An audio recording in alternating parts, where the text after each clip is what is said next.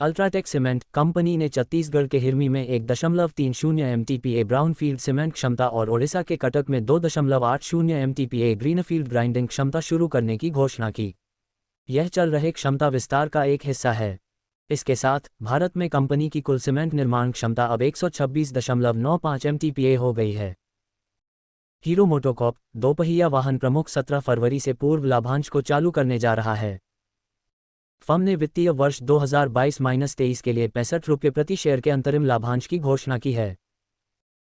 RailTel corporation of India company को 27.07 करोड़ रुपए की आईटी नेटवर्क अवसंरचना की आपूर्ति, स्थापना, परीक्षण और कमीशनिंग के लिए बेंगलुरु मेट्रो रेल कॉर्पोरेशन से कार्य आदेश प्राप्त हुआ है। इसके अलावा इसे 6.22 करोड़ रुपए प्रति वर्ष का व्यापक वार्षिक रखरखाव अनुबंध 5 साल के लिए 10 साल तक बढ़ाया जा सकता है। आदेश 3 महीने के भीतर निष्पादित किया जाएगा। भारत फोर्ज, हिंदुस्तान एरोनॉटिक्स की फाउंड्री और फोर्ज डिवीजन और सारलोहा एडवांस्ड मटेरियल्स ने एरोस्पेस ग्रेड स्टील मिश्र धातुओं के विकास और उत्पादन में सहयोग के लिए समझौता ज्ञापन पर हस्ताक्षर किए हैं। वे विमानों, इंजनों और सहायक उपकरणों के उत्पादन में उपयोग के लिए नई सामग्री के विकास, प्रमाणन और अनुप्रयोग पर भी जोर देते हैं। ऑकम लैबोरेटरीज फार्मास्यूटिकल फर्म का शेयर मूल्य 17 फरवरी से पूर्व लाभांश के साथ कारोबार करना शुरू कर देगा।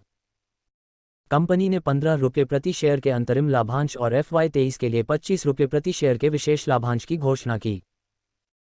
ज़ीलर्न रितेश हांडा ने तत्काल प्रभाव 16 फरवरी से कंपनी के पूर्णकालिक निदेशक और मुख्य कार्यकारी अधिकारी के वैधानिक पद से इस्तीफा दे दिया है। हांडा ने निजी कारणों से इस्तीफा दिया था।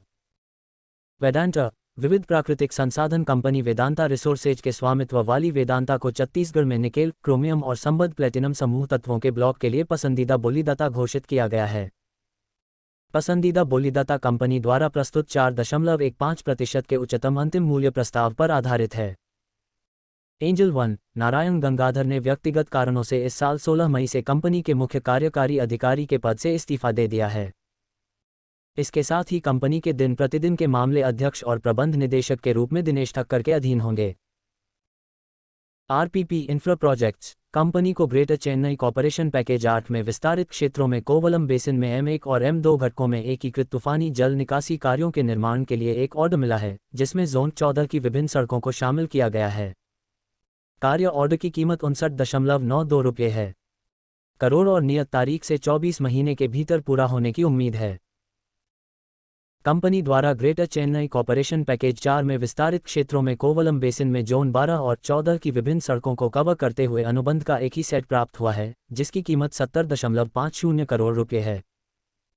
एनएलसी इंडिया कंपनी को उत्तर प्रदेश और ओडिशा में अपनी परियोजनाओं के लिए बिजली मंत्रालय से बिजली आवंटन आदेश प्राप्त हुआ है। एनएलसी अपनी संयुक्त उद्यम company Neyveli Uttar Pradesh power NUPPL के माध्यम से घाटमपुर, उत्तर प्रदेश में 1980 मेगावाट कोयला आधारित थर्मल पावर परियोजना की स्थापना की प्रक्रिया में है, जिसके लिए बिजली मंत्रालय द्वारा जारी आवंटन आदेश के बाद पूरी बिजली को यूपी और असम के साथ करार कर दिया गया है। इसके अलावा एनएलसी ने तालाबीरा, ओडिशा में 2400 मेगावाट की एक अन्य कोयला आधारित पिठहेड थर्मल पावर परियोजना स्थापित करने की भी योजना बनाई है, जिसके लिए भी पूरी सत्ता तमिलनाडु, पौंडीचेरी, केरल और उड़ीसा से बंध चुकी है। क्रिसिल दिसंबर 2022 को समाप्त तिमाही और वर्ष के लिए समेकित और स्टैंडअलोन वित्तीय परिणामों पर विचार करने और वित्तीय वर्ष 2022 के लिए लाभांश, यदि कोई हो, की सिफारिश करने के लिए रेटिंग एजेंसी के निदेशक मंडल की बैठक 17 फरवरी को होने वाली है।